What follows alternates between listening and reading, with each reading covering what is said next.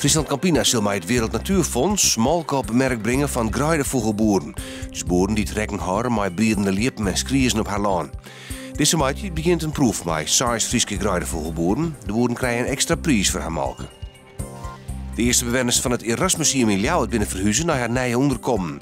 Goed 224 ouderen gaan oer naar de nijbouw. De laatste verhuizen eind februari. Op de nijwijze van zorgverlening het kritiek west. Bewoners met een zwaar inkeepje bij Noorderbreedte dat het Erasmuseum ondervalt. Er komt een vervolgonderzoek naar het bindwerk in Skworden en Heersouders in Friesland. Het onderzoek heeft aantoond dat het houtwerk vaak volle ouder is als onnomen waard.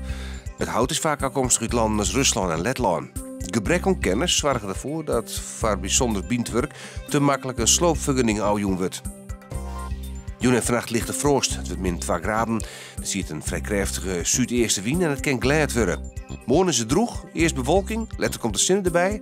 Het wordt krijgt boven 0, maar het vielt volle kouder aan.